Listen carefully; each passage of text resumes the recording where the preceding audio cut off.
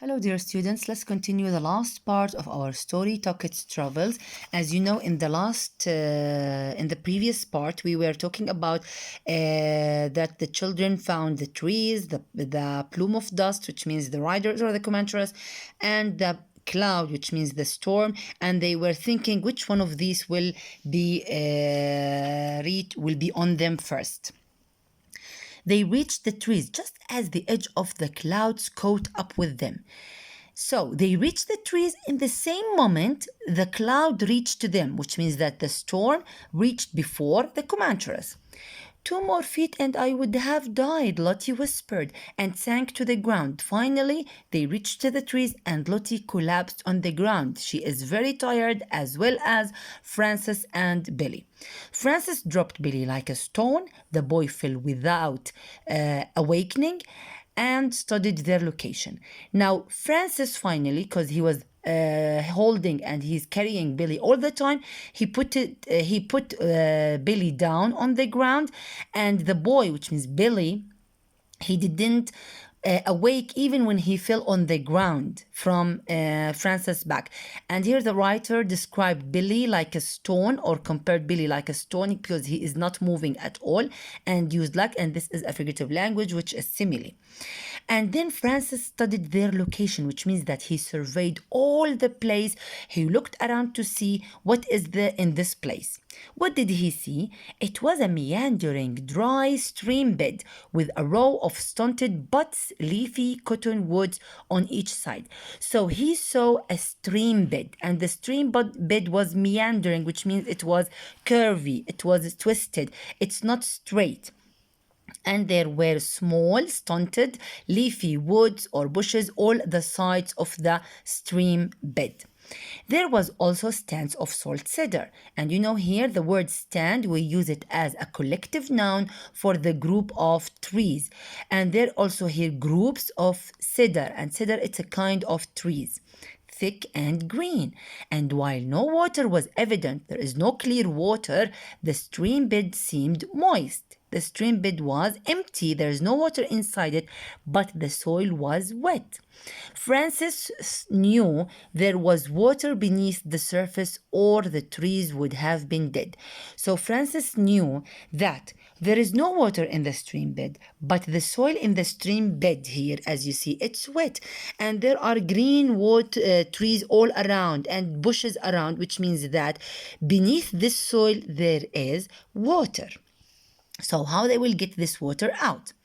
Lottie, scoop a hole there at the base of that rock. So he asked her to dig. Scoop here means shovel, and dig beside that rock over there. And Francis said this dialogue. You want to start digging? Why don't you just go ahead? I have more important things to do than scrape at the old ground. So Lottie said this dialogue, and she answered him, if you want to dig, why don't you do this by yourself? I have most important things to do by myself. And of course, she has nothing important to do, but she is making or giving excuses because she is tired and she doesn't want to do anything. Water, Francis was so dry, he croaked. Dig down and let it seep in. So he answered her, it's water. We are digging for water. Just dig and let the water seep in. Let the water get out of the ground so we can drink. Oh, well. Why didn't you say so? Lottie knelt by the rock and started digging in the loose sand with her hands. When she was down 2 feet, she yelped. So when he told her that we are digging for water, she started digging and she said, oh yeah, okay. And she knelt. It's the past of kneel, which means when you sit on your knees, this is kneeling or knelt, and she knelt. And she started digging in the loose sand, in the soil, until suddenly she yelped when she says something suddenly. Here it is, just like you said, coming in from the sides. Oh, Francis, it's so clear. Come see. She scooped some up and drank it. Sweet as sugar. Come try it. Now, as she digged in the soil beside the rock, just a little bit, 2 feet in the ground, the water started flowing out of the ground. And she said it this suddenly for Francis, and she told him to come and try it. She tried this water. She scooped a little like this, and she drank it. And because she's tired and she's thirsty, she said, sweet as sugar. Come try it. She described the water that it's sweet like sugar, and this is a simile. It's a figurative language that the writer here compared the water with sugar using as. This is another simile here in this page. So finally they found water. Francis knelt and cupped his hand and drank and thought he had never tasted anything so good. But he stopped before he was full. So he cupped, which means that he also make his hand like a cup, and took some water and he drank it, and it was very good. In his opinion, there's nothing was good like this before. He never tasted something good like this before. And don't forget, because they were very thirsty, so they see that this water, it's more important than anything in the world. But he stopped before being full. The wind was picking up now, blowing hard enough to lift dust and even sand. So the wind started growing up now. The wind is faster than before, which means that the wind will carry the dust, will carry the soil on the ground and lift it up everywhere. And he could no longer see the dust from the riders. He can't see now the dust from the riders as before, because even if it didn't rain, there was a good chance the wind would fill in and destroy their tracks. So now he's thinking in a good way, in a positive way. First of all, he can't see the plume of dust from the riders in front of them. And he was thinking that because the wind now is stronger than before, if it will not rain, the wind is a good chance to wipe and to erase their tracks on the ground. By now, the thunderhead was over them, dark, so huge, it covered the whole sky. The wind had increased to a scream. Now, the sound of the wind is like a scream. So, as you see here in the illustration, they are digging. They found the water in the stream bed beneath the soil. Here are the green trees around them, which means that there is water in the stream bed. You see how they are tired and exhausted, but they have to dig to find the water, and they finally found it. Look at the sky, how it is covered by the gray clouds everywhere. The leaves are flying everywhere because the wind is now stronger and harder. So they reached the trees. In the same moment, the clouds was above them, and they found water before it started raining and before the Comanches reached to them. Now, let's see what will happen to them. Oh, from the illustration, we can see that there is a rain. Over here, Francis yelled to Lottie, beneath this ledge. What is ledge? This is like a roof from the rock or from the stones, the big rock around them. It's make like a small roof. They can hide under it, and this is the ledge. Incredibly, Billy was still asleep. Francis grabbed the boy and shook him until his eyes opened. Get over by that rock ledge. Everything is going to break loose. The storm now will start. Now the storm will start. So he was trying to awake Billy. Billy was asleep all this time. They were digging in the stream bed. They drank the water in the stream bed, and Billy didn't awake at all. So Francis awoke him, and he shouted at him to go to hide with Lottie under the ledge, because the storm will start and everything will break loose, because the storm will destroy everything. A bolt of lightning hit too close. Francis felt it ripple his hair. So close, the thunder seemed to happen in the same split instant. and with it the sky opened and water fell on them so hard it almost drove Francis to his knees. So in the same moment, a bolt of lightning, a flash of lightning hit the place, and in the same moment a thunder also hit the place, the high sound, in the same instant, in the same moment.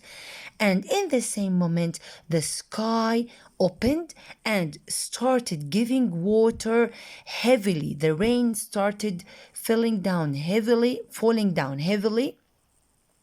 that Francis fell down on his knees. So it happened very quickly that the lightning, the thunder, and the rain, all of it happened in the same instant, in the same moment. He had never seen such rain. There seemed to be no space between the drops. It roared down, poured down in sheets, in buckets. Francis couldn't yell, couldn't think, couldn't breathe. He held Billy by the shirt and dragged him in beneath the ledge that formed the edge of the stream bed, away from the trees and out of the wind. So, in all this happened, Francis just grabbed Billy quickly under the ledge because the boy was very slow to move, and Francis couldn't think about anything, and he couldn't breathe, he couldn't move. Barely he can just pull Billy to under the ledge to be safe and far away from the stream bed, because now the stream bed will be full with water and it's dangerous for them because the water is moving very quickly, and far away from the trees. Maybe the trees will get hurt from the lightning and get burned, from the lightning, and they will get hurt from it. So they have to try to stay away from the stream bed, from the trees, and from the wind. Lottie was there already, and they huddled under the overhang just as the clouds cracked again and hail the size of Francis first pounded down. On hailstone glanced off the side of his head and nearly knocked him out. Now, they all huddled and gathered under the overhang, under the ledge, and far away from the clouds. Now, the rain turned into hail, and the size of the hail was Francis' fist, which means when he make his hand like this, it's the Francis fist, and it was pounded, which means falling down, and hitting everything. The hail was like a big stone hitting everything, and it hit Francis on his side, and he got hurt and he got knocked from it. So the rain turned into hail. "Move in more," he yelled over the roar of the storm. "Farther back, move." He was shouting at the children to move quickly under the ledge, to hide far away from the hail, because the hail was like a big stone, and if they will get hurt, or if the hail will hit them, they will get hurt from it, because it's like a stone and it's really hard. He pushed against Billy, who slammed into Lottie. They were already up against the clay bank beneath the ledge and could not go farther in. Francis's legs and rear were still out in the hail and took a fearful beating. He doubled his legs up, but even so, the pain was excruciating, and though the large hailstones quickly gave way to smaller ones, his legs were immediately stiff and sore. So he pushed Billy beside Lottie under the ledge, and he tried to push himself against them, beside them under the ledge, but this place is very small. It doesn't fit them all, but at least he tried to protect the children because he's responsible. He tried to protect them under the ledge, push them under the ledge, under the overhang, and for him, his legs and his back were still out under the hail, and he tried to protect the children. He tried to double to double his legs like this so he can squeeze himself with the children. He couldn't because the place was very small, but even though at least the children are safe, and the hail hit his legs, hit his back. That's why it was fearful beating it because it's hurting. But the hailstone quickly gave away to smaller ones. The hail became smaller and smaller until it stopped, but his legs were stiff and sore, which means that he got hurt and there's a lot of pain in his legs. The stream bed filled in the heavy downpour. Luckily, they were near the upstream portion of the storm and so avoided the possibility of flash flood.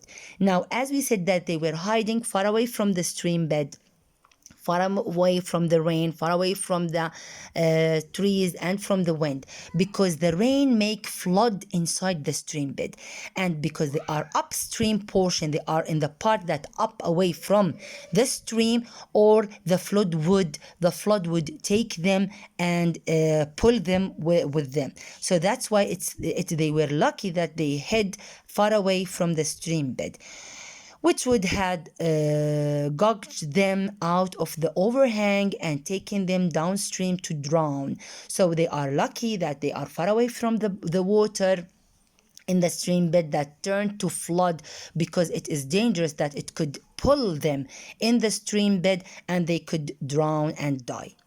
As it was, the water came into the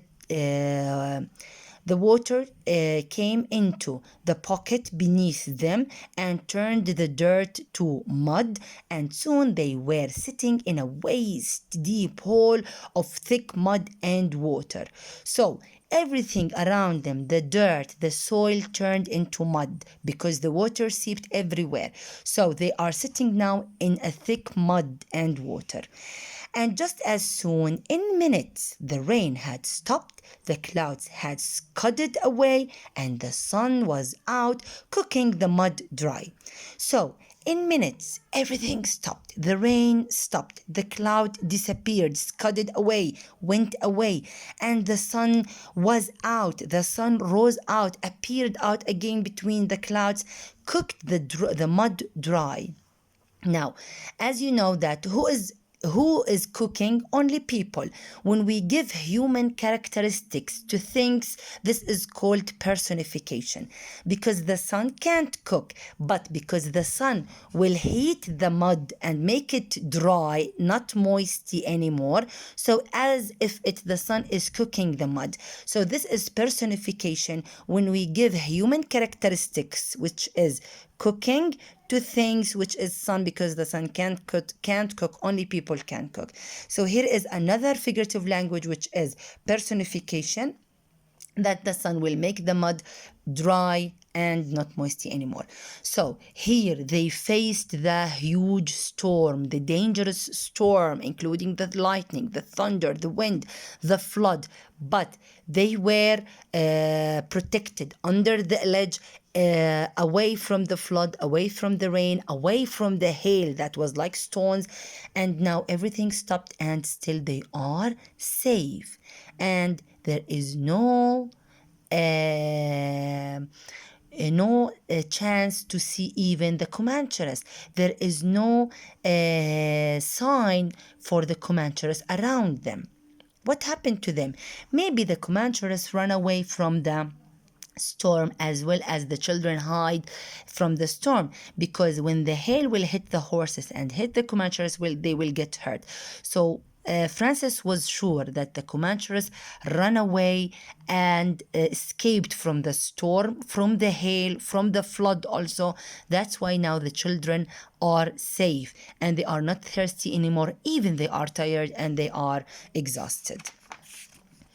And look at here the illustration before we read the last paragraph. Look at their faces. They are smiling, even they are tired, even they are exhausted. But I think from the illustration, they are not scared anymore. So, aching, Francis pulled himself into the sun. The children crawled after. Now they get out of the ledge. Water still ran in the stream but was receding quickly. Now the stream bed that was empty, now it's full of water. And the water is getting less in the stream bed. It's not a flood anymore, it's just normal water. The hot sun felt good, and Francis wanted to take his buckskin shirt off to hang. Now, you know, this is the buckskin that he's wearing. This is called buckskin. It's made up of the snake skin. He wants to take it off. Why? It's all wet and he wants to hang it to dry. But he knew that if he didn't keep wearing it, the shirt would dry as stiff as a board.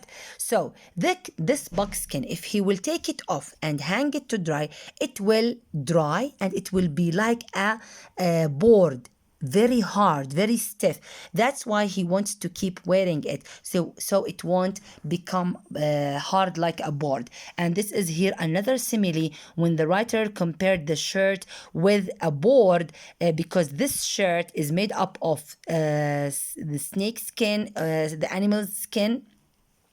So when it gets wet and you let it dry, it will be very hard. So that's why he should keep wearing it. He straightened slowly, which means that he looked straight forward slowly, working the pain out of his legs. He forget about all the pain in his legs. He looked to the west and smiled. Why he smiled? Because he can't see any sign for the Comanches.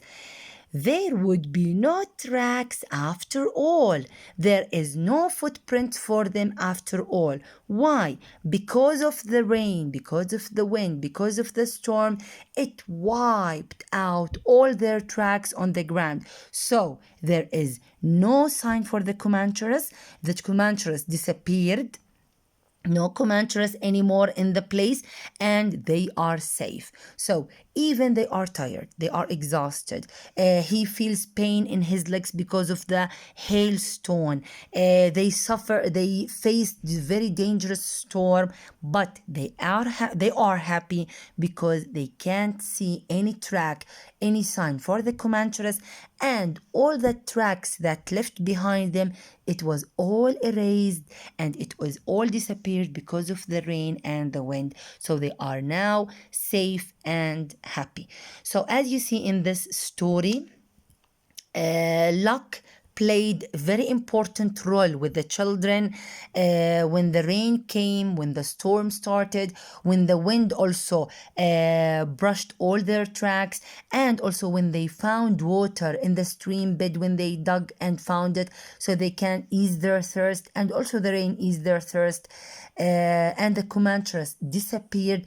They didn't follow them or chase them anymore. So they will, of course, keep moving and they will keep walking until they found a place to hide or until they found people to save them from any dangerous thing they may face later. In the story also we have a lot of figurative language, as we saw here. We have simile, the shirt would dry as stiff as a board, and also we have here personification, the sun was out cooking the mud dry. Also we have other simile here in this page, like Francis dropped Billy like a stone, and sweet as sugar, which means the water was sweet as sugar. So the story have a lot of figurative language also. And the main skill that we said also about this story, that the events happened in order, and we can briefly say the main events that happened in the story: that Francis ran away from the Comanches and Mr. Grimes helped him. Francis found the children alone in their wagon and he was in charge for them, so he took them and three of them ran away from the Comanches. They kept walking in the prairies alone, facing the heat of the sun, facing the thirst, facing the dangerous destiny that are waiting from the Comanches who are chasing them. And later they saw the three things: the stand of trees, the plume of dust, and then the cloud, the gray clouds that brought the storm. And they were thinking which one of them will reach first, or will be on them first. Finally, they reached the trees first, and the storm came in the same moment. When they reached the trees, the rain saved them, and the wind also saved them. It erased all their tracks, and it eased their thirst. And now, finally, when the storm stopped, they are safe because the Comanches disappeared, and the children now far away from any danger that could follow them or chase them. I hope you enjoyed the story and understood it. Thank you so much.